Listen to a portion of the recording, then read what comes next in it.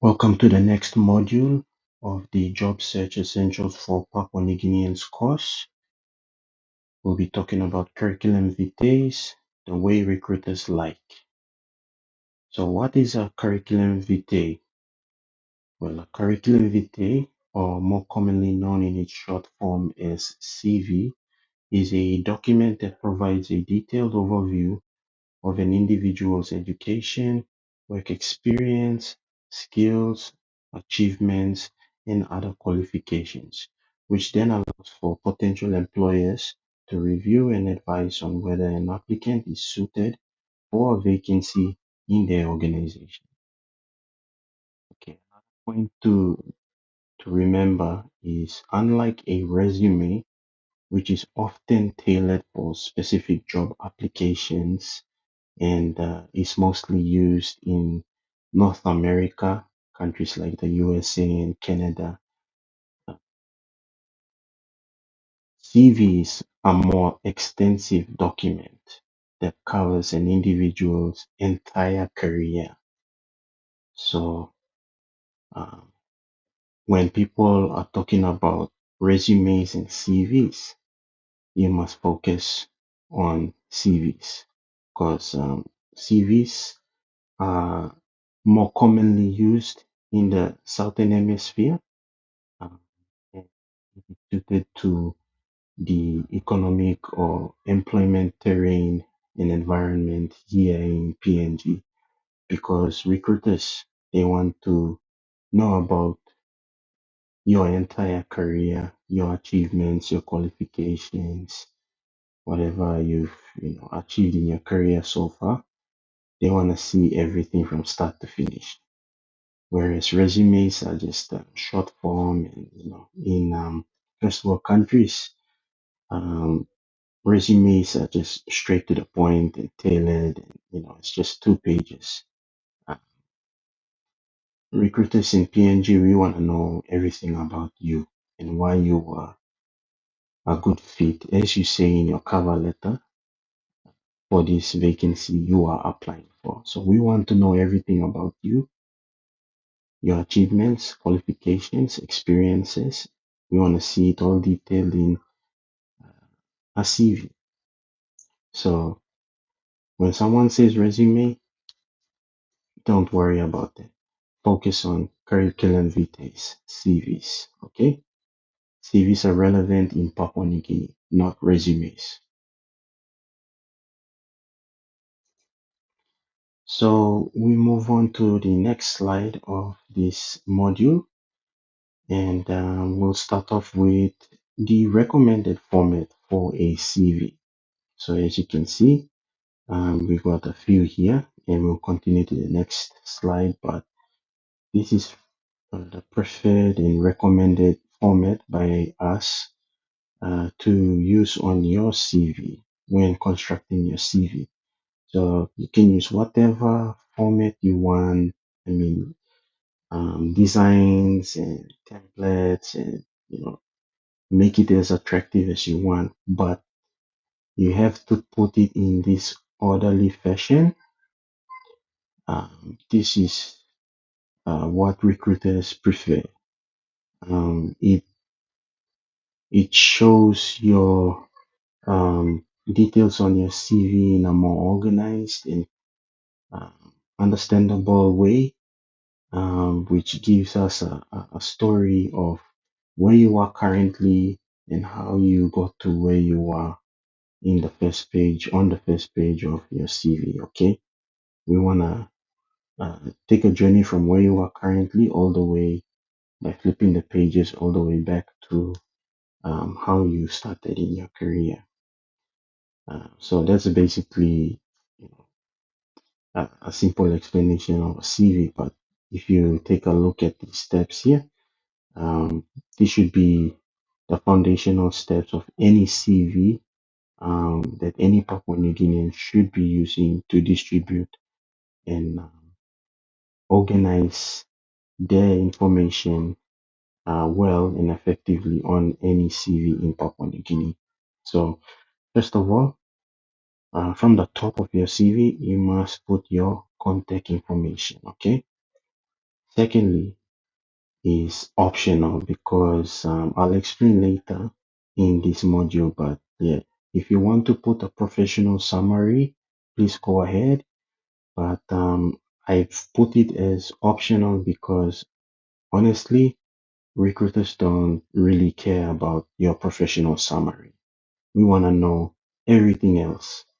Uh, We see, stuff like work experience, education, skills, and achievements and awards have more weight than just your professional summary. So I guess, professional summaries are nice to have on your CV. Shows that you are, someone who is has a vision and goal for your future career, or what you want to uh, abide by when stepping into the corporate world or whatever working environment. But it's not really necessary. Uh, like I said, I'll go into detail about it later on in this module. We move on to the next one, which is the next point would be education. Um, you should be putting your educational qualifications um, as soon as you're done with the other two above we just touched on. Okay, and it must be in orderly fashion or chronological order is preferred. That would be from your most recent and goes all the way down to your most oldest qualification, which would be like elementary or, you know, grade 8 or grade 10, but, to save space, we can just put, either grade 10 or grade 12 if you've completed any of those two, and then go from there. Whether you got your trade certificate or your degree or your master's degree, start from the lowest, but not all the way to grade 8 or elementary. If you want to and you think you got enough space on your CV to do that, then go ahead. But if you want to just get straight to the point, be brief and uh, efficient with your information, just start from grade 10, grade 12, and then continue from there going up. Okay. So yeah, put your education details as a third bit of information you should be populating on your CV. The fourth one would be your work experience. And again, we want to see what you're currently doing um, in your current position, or if you're unemployed, we want to see what your last employment was. That has to be the first work experience we want to read.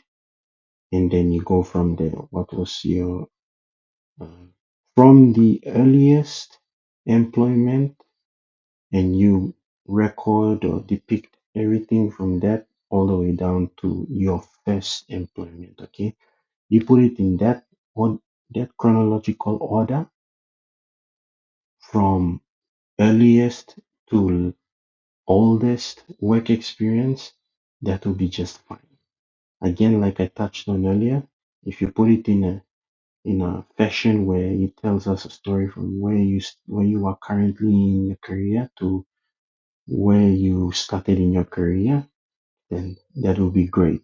Tells us a story, and we can put together a picture in our mindset of how you came about to uh, becoming the person you are in your career that you say you are in your CV. Okay, and then we move on to skills. So you might want to put down some skills that you have. Um, Basic ones would be communication skills, computer literacy, able to speak different languages, list them down, uh, analytical thinking, anything like that.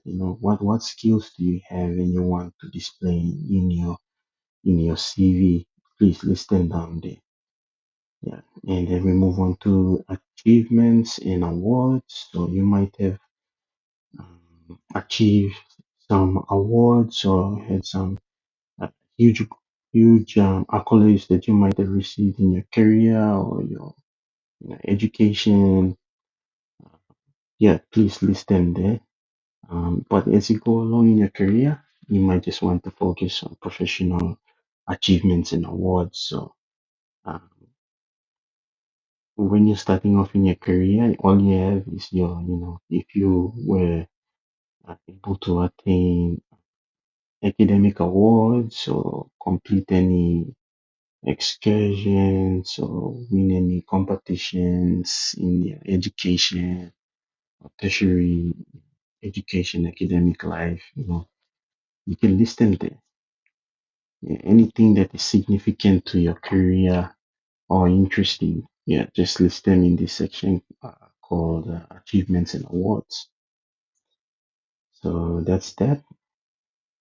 And as you continue to display the relevant information in this order in your CV, we come towards the other half, which is any projects that you might have been involved with and how they were completed, what were the significance.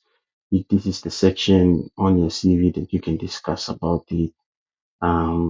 Yeah, some people might have done, huge projects like build a bridge or,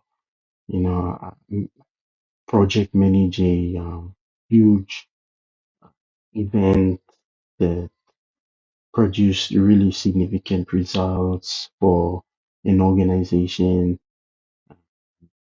Go ahead and stress on about those uh, projects, the aims, goals, the methods, and the results. This is your section to talk about them now. If you don't have anything like that, or are yet to achieve that in your career, then that's fine. You can always leave that out. But should you come to a point in your career where you are involved in a project and it's quite significant and classed as a achievement in your career, then we want to hear about it. Recruiters want to know how you went, how you managed that thing, how you involved yourself with it, what tools you use, what methods, were you a leader or were you a follower? We want to know about it. Just put it in that section, create it on your CV, and we'll have a read about it and we'll learn about you more. So it usually shows you in a practical setting in a written form. And the written form would be your CV. There you go. So projects, if applicable. All right. And then we move on to um, the eighth point, which would be publications or presentations. Again, if applicable. So if you've written any, research papers or done any presentations in your career whatsoever that might have, is relevant in your field of work, and you'd like recruiters or HR personnel to, uh, know that you were involved in such, ventures, please go ahead and put it in there. We'd love to read about it as well. Again, only if it's applicable. If you have that, please display it. If you do not or are yet to achieve such an achievement in your career, no worries, you can leave that out until you do come across that point of in your career and you can present it in your CV. If not, then no worries, just leave it out.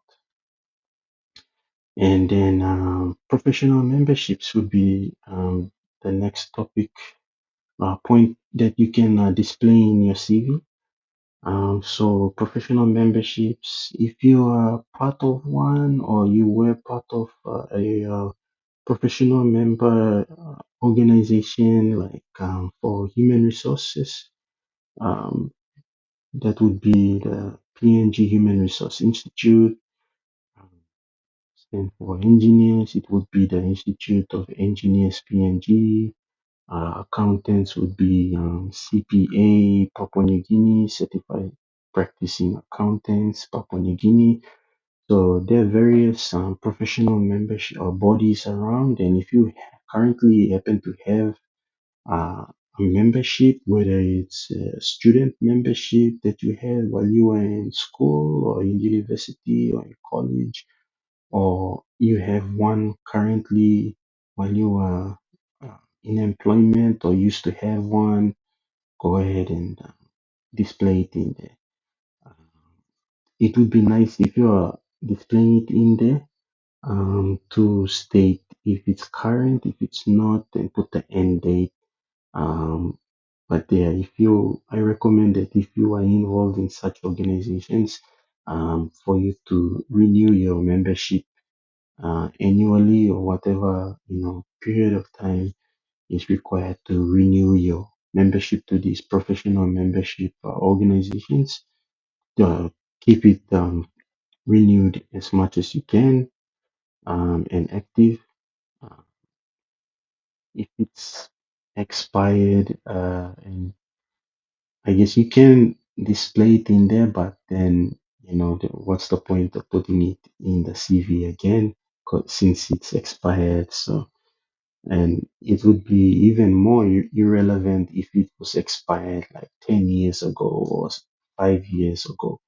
All right, so if it's recent, go ahead and list the professional membership in your CV. If it's current, all the more better to put it in. It shows that you are someone who is really invested in your profession and you're learning about current ways and methods and of doing your job in those fields professionally, and you're networking and associating with others in your field of work in that professional body.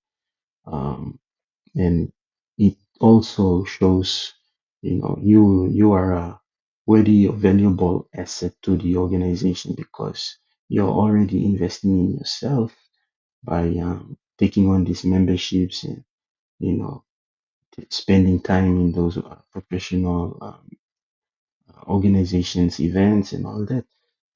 The organization of the organization of the job vacancy you are applying for, if they will benefit in the long run, especially that role they are advertising.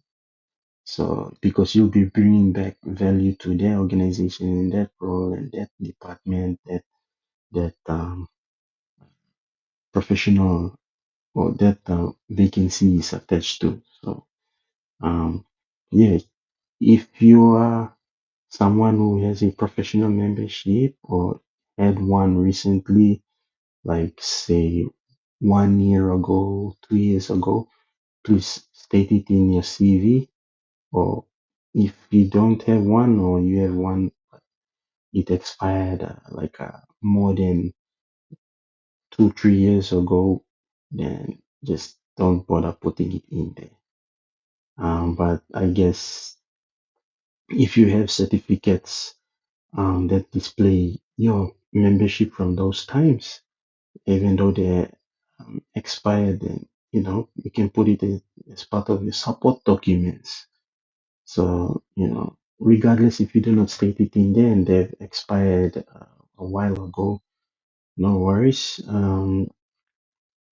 Just display the certificate of membership amongst all your support documents when you submit your application with your CV and your cover letter. So, all in all, it's optional, whichever works for you. Go forward with that. I think we touched on this number 10 point here, number 10 point here, languages.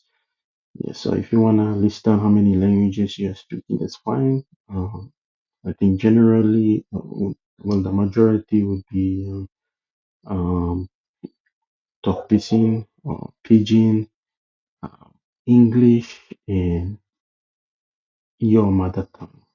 Okay. Uh, if you're able to speak other language apart from those three mentioned, then that's fine. Go ahead and display it in your CV. Just shows that you are able to, do other communicate in other languages, and it might be beneficial to the organization as well in the long run. So yeah, if you want to do that, if it's applicable for you and you feel it's relevant to display it, or if the job vacancy, is asking uh, for how many languages or certain language, and you are able to, speak it, go ahead and display it in your CV, and also, display it in a cover letter if it's a requirement to offset the job effectively. And lastly, references. So references, you can go ahead and display your referees on your CV. Yeah, as long as they are updated contacts, and these are referee contacts of people that 100% they will vouch for you, um, and speak highly of you. Don't put people that have no knowledge of being a referee of yours. Don't catch anybody off guard. Best to stick to people who, at least three, people like former hiring managers, former senior colleagues, or you know, people that you trust and you reported to in your previous employments. Uh, they'd be preferred people to list their contact details down. You can put the contact details of the employer where they are currently working at. That's fine. Um, but there's another trend going around these days in PNG where um, applicants, when submitting a CV, they list something like, let's say, will be issued upon request. So that's okay too. Sometimes you just want to keep your referee contacts private until such a time where maybe after an interview, or the recruiter might want to have a pre-screening call with you just to check on what you're currently doing or anything like that, or call you in for an interview and wants to, do reference checks at the end while preparing for an interview with you. Um, you can withhold your referee contacts and state on your CV, you know, referee contacts will be issued upon request. We'll get to that later on in the presentation. Um, but yeah, though all these steps I've just stated, you should be trying to fit in this fashion. From number one would be at the top, all the way to number 11, which would be the last bit of your curriculum vitae or CV. All right,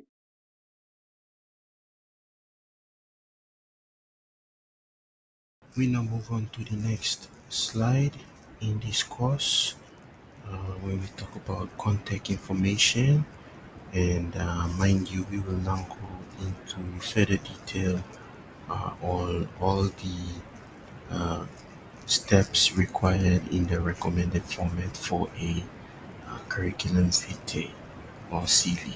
Okay, but the most important piece of information relating to yourself that will be displayed on the CV that you will be creating is the contact information, and this should consist of the following in this order: your full name. So recruiters prefer just your first name and your surname, and that is it. For various reasons, it's easy to pull your name up from a database, easy to record, easy to remember, easy to address. It's just easy. Okay, and if you happen to get the contract or employment, it's again easy to put your correct name on this legally binding document, which is called a contract. Okay, so we don't confuse it with any other name, but your correct name, which would consist of your full name, which would consist of, sorry, your first name and your surname, and that is it. Okay, so on all documentations that you'll be utilizing, like your cover letter or your CV, use or be consistent with your names, which would be consisting of your first name and your surname. Once you do that, everything will be just cool runnings, okay? No issues whatsoever going forward for the rest of your career. Alright?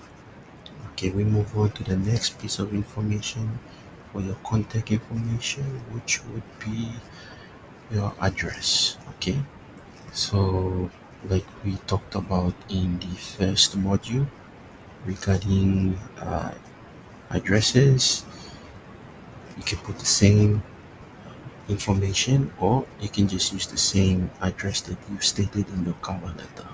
All right, so you can put your home address, or if you're using someone else's postal address, put the care of as so as displayed in the example here.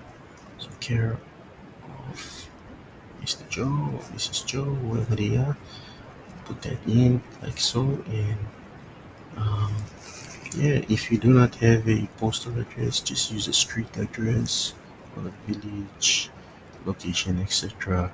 Just like how we displayed it or learned how to display it in the cover letter. Use the same address and information detailing your address stated in your cover letter in your address section on your CV. Okay, so let's just look at a example here. So first name,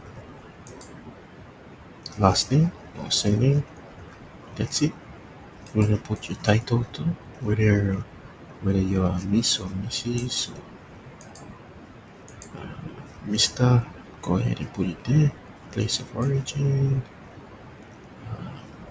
place of birth, languages. That's totally up to you. We'll get into the specifics later on in the on this module. And there you go. Postal address or residential address. Postal address, residential address, totally up to you. Whichever is relevant, you can put. For me, I put down both addresses, residential address and postal address. Right. Um, the more the merrier.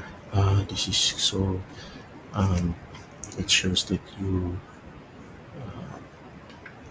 want to give correct, detailed, and informed information about your location to anyone who wants to review, who you want them to review your CV.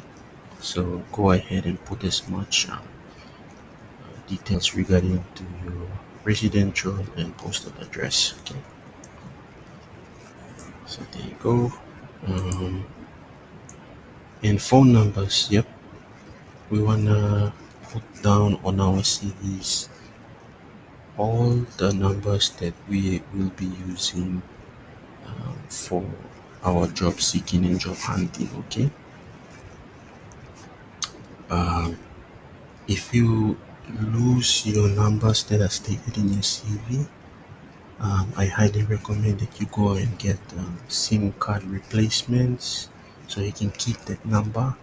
If you happen to go and get a new number and your CVs are already submitted to various recruitment agencies or employers, they what if they're trying to get in touch with you on those numbers and you are you're uncontactable, or you're using a new number, but then these potential employers are trying to contact you on your old numbers, or the numbers that went missing or stolen on your old mobile phone. That's a thing where a lot of job opportunities these days are missed because of that. So if you happen to lose your phone numbers and all that, please treat it as a matter of urgency, especially if you are seeking employment using those numbers. To go and get SIM replacements as soon as you can, so you can maintain using those numbers. And yeah, if job opportunities come through, you will be on top of them. You won't miss any job opportunities. You'll be aware of any that are coming through, according to all the applications that you are submitting for vacancies. Okay, so make sure, if you happen to come across this situation, do that. um, get your SIM cards replaced as soon as possible, and try to use the same numbers going forward for any applications that you are sending out using your CV. Okay,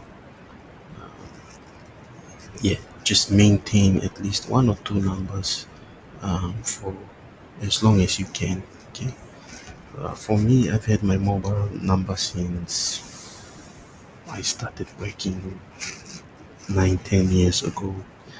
um, I've, in my profession, I've discovered that, or learned the importance of maintaining the same number for as long as you can, and I've lost it a few times due to various reasons, but I made sure that I maintain the same lot of numbers up until now, and it's worked wonders. So yeah, I strongly suggest that you do the same um, going forward in your pursuit of your dream job. Okay, so we move on to email addresses. So if you have uh, an email address that you use to send correspondences out to, please list it on your CV um, in this order as well. um, if you are working, I suggest not to put your work email. um, This is because you might leave that employer, and if you happen to gain employment elsewhere, um, potential employers will be contacting you on that old work email, and you'll be, uncontactable. So the best thing to do is find, same thing like the phone numbers, find or create an email address that you will be using for as long as you can. Okay, you make your employee email address. Okay, you use that for all other work opportunity you work applying on. You just use that same email address forever if need be. Okay, don't change up your email addresses or anything like that. And one of the main reasons popular ones that I get from job seekers during my career as a recruiter is the email address.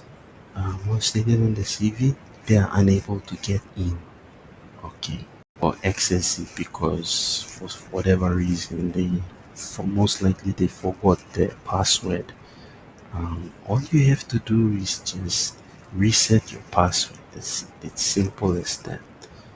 And if the process of resetting your password to access your email requires you to, have a code sent to your phone numbers, then that's where you need to maintain your numbers, because it's gonna go to that old number that you used to uh, place as a security, uh, part of the security process to access your email account. Okay, obviously code come, and then you use the code to type it in, and then you access your email. So it's very important to just maintain your contact details consistently for as long as you can. And for this case, in terms of email addresses, once you create one that's for you to submit and receive any emails regarding employment opportunities or whatsoever, maintain that email address forever, for as long as you can. Use that one and stop having multiple email addresses, um, changing it up, and then your CV, on your CV it has a different email address again. It just creates confusion, miscommunication, and then it therefore gets in the way of the job seeking process. So to narrow down your chances of getting an employment, be consistent with your contact details, and in this case email addresses. Create one and keep it for as long as you can. If you're locked out of your email address, create reset your password so you can access your emails again, because you might have some job opportunities that have been emailed to you there. What if you miss out on a interview that's being sent to you by a recruiter? The date and the time and the location, and you're unable to check your emails. I mean, that's one of the most scariest things to happen in a job seeking process. So let's avoid that. Open one email address, maintain that email address forever, and yeah, if you're locked out of your email address, simply reset your password and maintain your phone numbers to receive the security code to re-access your emails. Okay. We move on to LinkedIn profiles URL. Um, so URL is like, from my understanding, it's that address, link address that's at the top of your. It appears up here. So let's just click on this, right? Yeah. This here I've just highlighted. That would be classed as a URL. Okay. So what is a URL? Let's just do a quick search. Okay, what is a URL? Right? Sorry, I didn't type that up properly. A URL is a uniform resource locator. It's a unique address on the internet that points to a resource such as a web page or file. So that's basically what a URL is. And um, if you know where to locate your LinkedIn profile URL, um, you can use you can just copy it and paste it into your CV.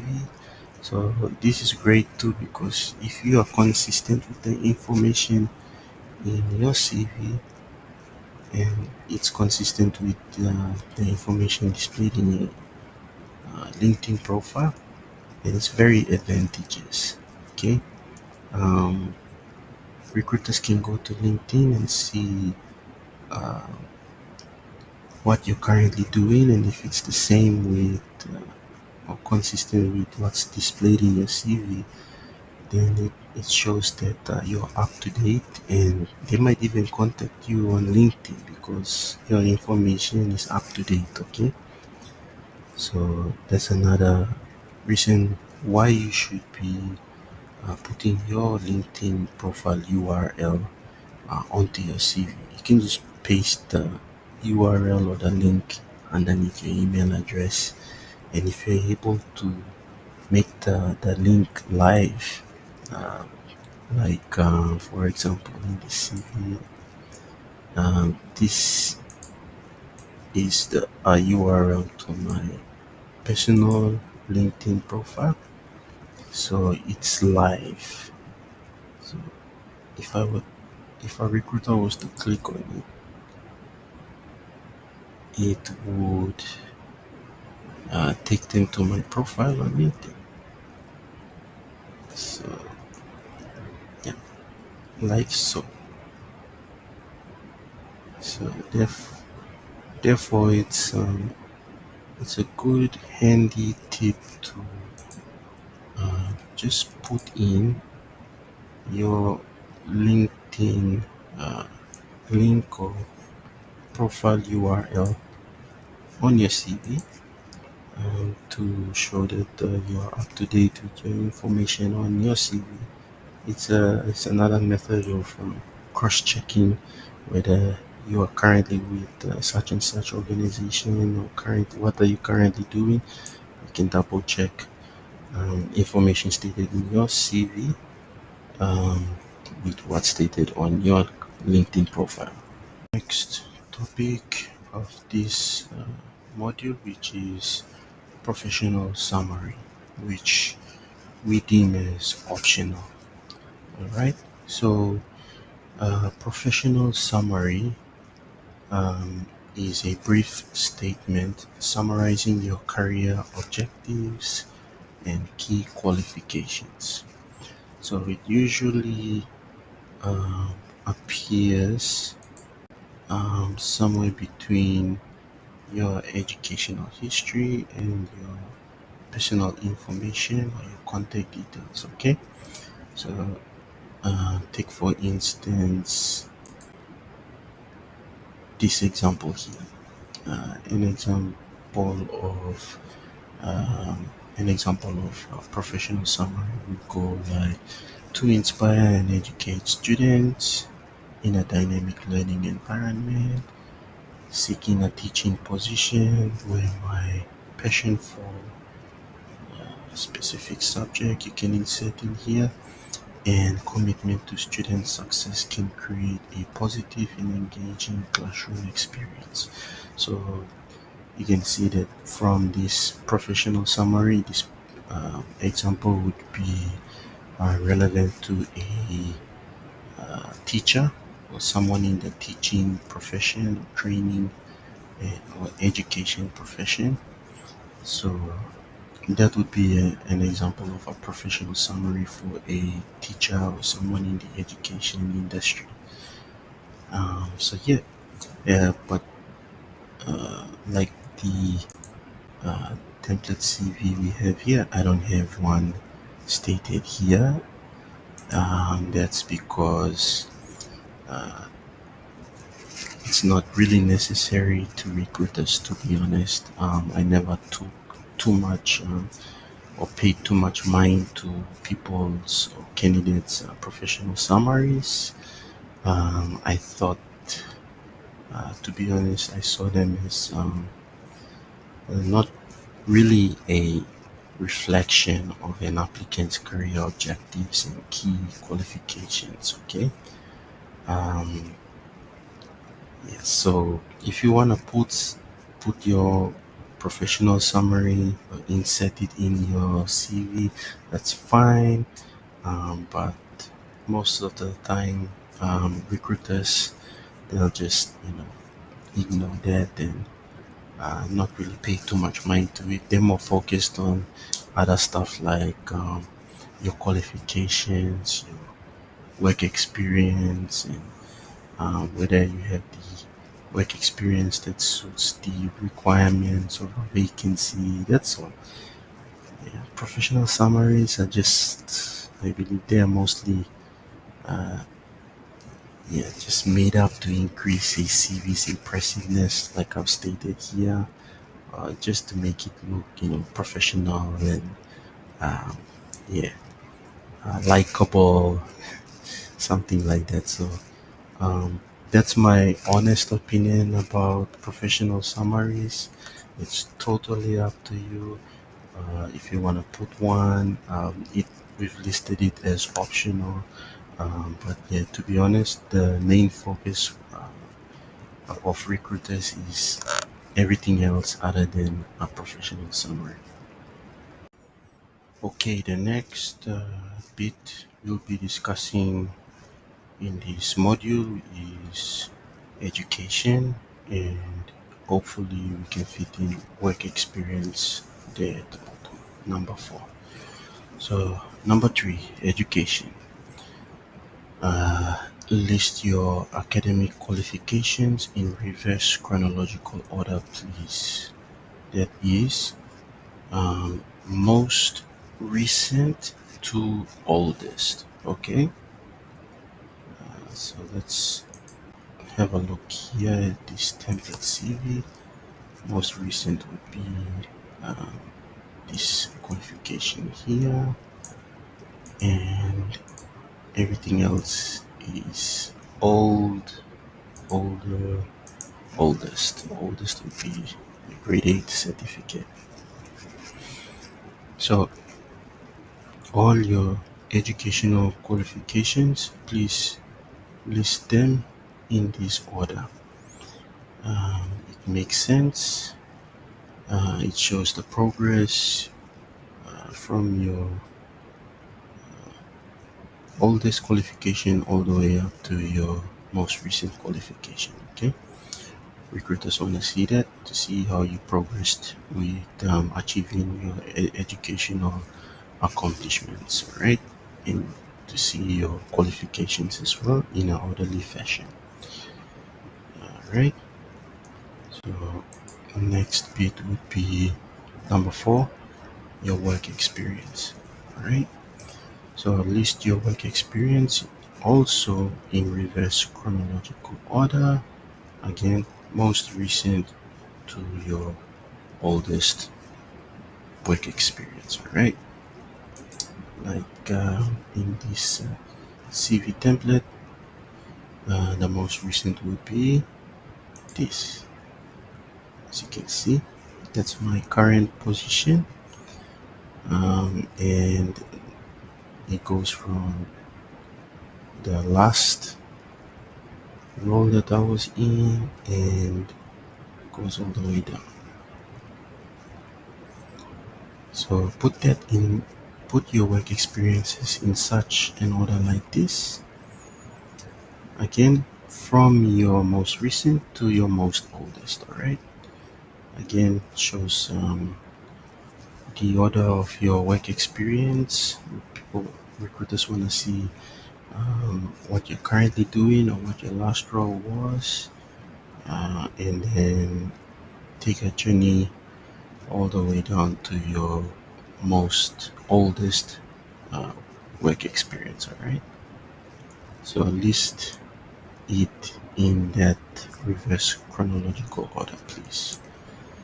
Um, and for your work experiences, please include the name of the company you are working with or are working with currently, your current job title, the dates you work there.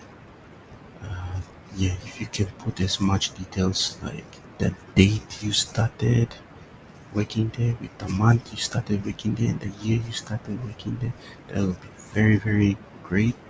If you can't remember, then the month and the year is sufficient enough. Um, and where is and a description of your responsibilities and achievements. Okay, so how you do this is, sometimes off the top of your head, you can recall activities that you did on the job. So go ahead and list them there. Whatever job you're in, please try to take note of what tasks you were required to do on a weekly basis in the role, what machinery you were required to operate, what softwares you were required to enter and operate, anything that's in relation to your job. If it is mopping the floor or doing general cleaning or making the coffee for the managing director, you know, list it. Just put it into uh, the responsibilities or job description area of your CV. All right. So let's have a look at an example here. So um, yeah. So this person here is doing all of this. Yep. So list that down. Um, put it in this way here. Not in any particular order or what, but try to put it in a sensible manner, um, and make sense of it with proper English and grammar. Uh, list everything that you did in those roles that you gained work experience from, right? Doesn't matter if it was a volunteer basis, on volunteer basis, casual basis, contract basis, whatever. Just list as much as you can. The more details you list in your underneath these jobs about what you did and what sort of stuff you were handling in those roles, what you were required to do in those roles, it shows, it gives more information to um, the recruiter on what you're capable of doing, all right? So the more information, the better, right? What else? Yeah, and you should try to put your um, the full name of the employer or the organization that employed you and the correct job title. All right, don't forget the job title. So this helps in so many ways for the recruiter. I think one of the main reasons would be to show the recruiter that you have done similar roles previously in your work experience, or you are close to um, getting into a role that they've advertised and you are applying for. So always put the correct job title you were or are currently doing, and put the correct uh, the business title or the name of the organization that you are currently working with or were working for. And put the dates like this, accurate dates like 10th May 2022 or anything like that. That is great. All right. The more details you're able to put in terms of your start and end date, the better it is to calculate, or the better it is for recruiters to calculate how long you spent in those employments. Okay. This is to show, uh, the longer you stayed with an employer, it shows you how committed you were to the employer at the time, and the longer you stay, the more value you your market value increases on the jobs market. All right. And yeah, it just shows that, and also again your commitment to the organization. um, so always put the correct or your correct end and start date of employment with any organization you are listing in your CV. It doesn't matter if you worked with them for a very short time period or what, just list it in there. Um, and yeah, when you get into an interview, you can have a discussion about your time working for that particular employer and what you did. You can advise um, the recruiter, the person interviewing you accordingly. All right. What else? What's this tip? Take note of all responsibilities you do in a job and update your CV with them when preparing to job seek. Some may not be captured in your job description. All right. So, yes, some people they have access to their job description in whatever previous or current employment they are having or they've had. So you can go ahead and copy and paste the job description's responsibilities into your CV, but on most occasions, you might have done some tasks and responsibilities that are not stated in your job description. So you must go ahead and add in those unrecorded or unstated job responsibilities in your job description that you've done in your current position or your that position that you used to work in. All right. So when you do that, it doesn't look like you just copy pasted the job description. You're being original with the content. You're adding in some additional responsibilities that you did, and it can be detected that you've done that in on your CV. But you know, it's not an issue at all. You know, if you have access to your job description, then that's fine. You can copy paste in there and add in. Just make sure to add in anything that you've been doing in that role, but it's not stated in your job description. Just add in, or vice versa as well.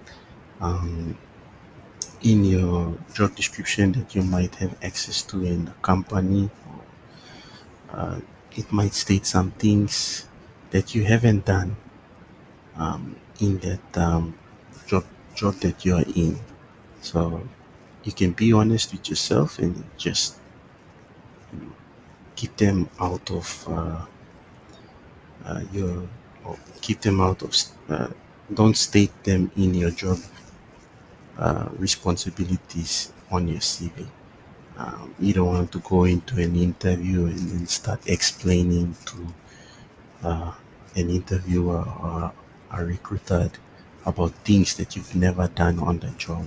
So that's dangerous, and you can easily be picked out and thought of as a liar, and you will cause all sorts of problems to your job seeking potential and employability. So just avoid that. Be honest with yourself and just don't state anything in your uh, CV, CV responsibilities under your work experience, things that you've never done on that job.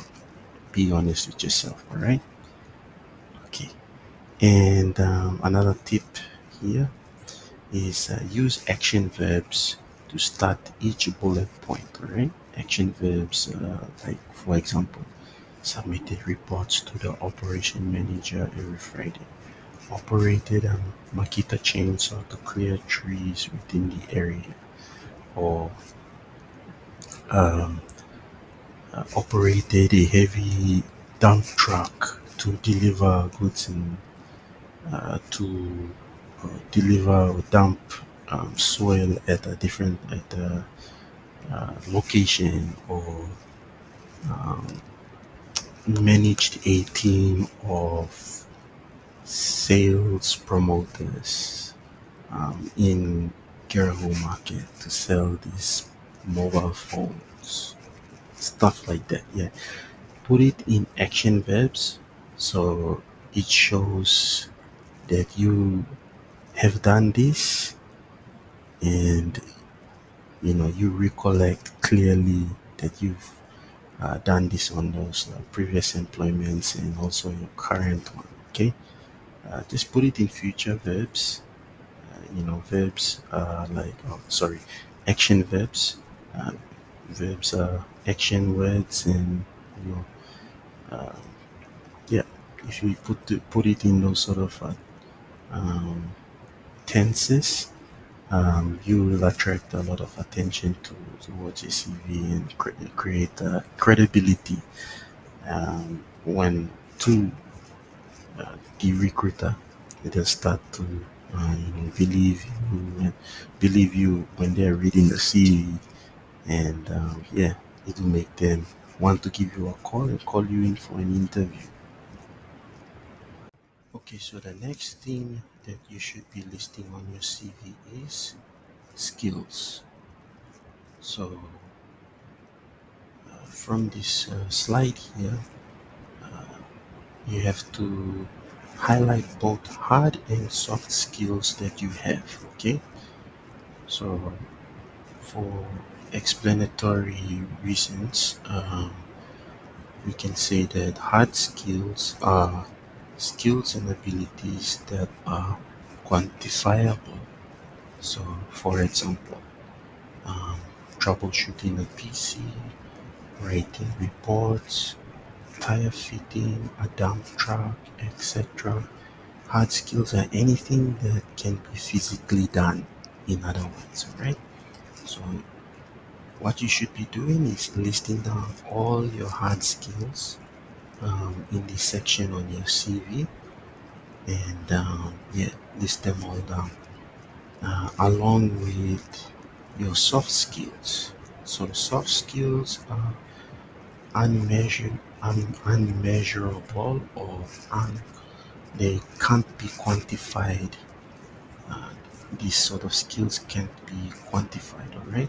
So they're mostly interpersonal or people skills that, like I said, can't be quantified, but are associated with personal traits and human behaviors, like, for example, clear verbal communication, problem solving skills, teamwork, um, anything of that sort that can't be measurable but are mostly um, like human behavior sort of skills. Huh? Okay, so you should go ahead and list those as part of your skill set as well. Um, what does it say at this bottom part here? Technical skills, languages, certifications, and any other relevant competencies can be included as well. Uh, any training or certifications or participations received, sponsored by your employers, you can list those as well. So um, those like, they should be like show that you are certified in particular training of a soft skill or hard skill. Make sure to list those as part of your skill set as well. All right. So for example, um, on this template CV here, we've listed a few skills here. You can combine them both. I, I recommend you combine both hard and soft skills if you want, but if you want to separate them, I believe for technical or trades oriented skilled people, they might want to separate the hard skills from the soft skills. Uh, that would, because your sort of roles that you are working in, or the fields that you are working in, especially for trades and technical oriented roles, these roles require a lot of action and dealing with things in the physical. So separating your soft skills from your hard skills would be preferred, but for people like us in the human resource field, uh, we deal with a lot of soft skills. So separating them is not advisable, I guess. So for me, I prefer to just combine everything, like computer applications, hard skills, Communication skills, written and verbal, they are both hard and soft skills. Customer service, they are soft skills. So what I've done here is I've combined them all. Driving is a hard skill. So yeah. And I guess being fully vaccinated too is something we can say is I wouldn't say a skill, but it's something to alert the recruiters that we are fully vaccinated and we are aware of um, COVID-19 and its importance of being vaccinated in the organization. So there would be probably a hard skill, I guess. But yeah, if you get the whole gist of it, yeah, hard skills and soft skills. For tradespeople, you can separate them from hard skills and soft skills, but for people who deal with soft skills, so the majority of the time, um, you can combine them all into one and list them like so here. All right. So we come to point 6, 7, and 8 of the second module of the job search essentials for Papua New Guineans. So point 6 states achievements and awards. So if you have any achievements and awards, um, please do list them um, as stated in the slide here. Highlight any significant awards, recognitions, or achievements in your academic or professional life. Okay, so list them um, on your CV as well. And point 7, any projects that you may have been involved in or have led or were able to complete during your whatever employment you may have had or are currently in. Just detail any significant projects you have worked on, specifying your role in the project, your contributions to the project, and its outcomes. So put it in that way.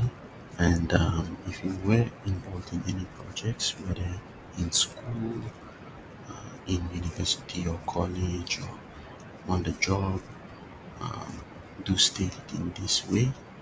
And yeah, it would be nice for recruiters to know about how you were involved in such, and they can take away from uh, those examples you've listed there in terms of projects, your work experience and your accounts of that. So do list that. If you don't have any experiences experiences in terms of projects, then that's fine. You can forego that as well. And publications and presentations, you can include any publications or presentations you have made in say school or colleges or university or in the workplace, on your CV as well, especially if they are relevant to your field of work. This would be, interesting to recruiters as well, especially if these publications or presentations that you may have created or produced are related to your field of work and the field that this potential employer that you are applying for is in as well. So it could be like a thesis or a report, end of year, final year report that you made when you were in university, or a book that you wrote about your field um, in engineering um, that's on sale right now. You might want to put the details of that publication or presentation in your CV, and it will probably or most likely be intriguing to the recruiter. And um, all these ones will show um, the recruiters or the organizations that are interviewing you or reviewing your applications that um, you are already adding value on your own without being in an employment, and therefore you have the potential to add value to their organization through that vacancy that you are applying for with their company. So these things are very um, significant and can, add value or determine your chances of getting employment or even just getting into the door for an interview, right? So if you have any of this, please go ahead and list it on your CV. And yeah, it will make your CV more attractive and show your skill set, yeah, to recruiters, right? So I believe we've come to the final slide of this module, which is the most important one as well. Number 11, references. So for references, include a line stating that references are available upon request.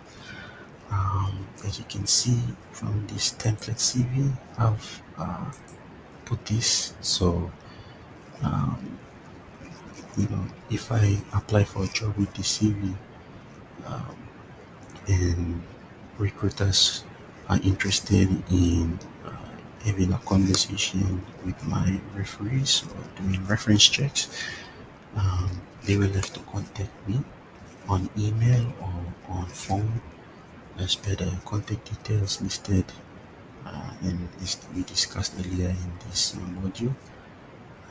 Yeah, they'll contact me to request for the referees, my referees contacts. So one advantage of this is it forces the recruiters to contact you.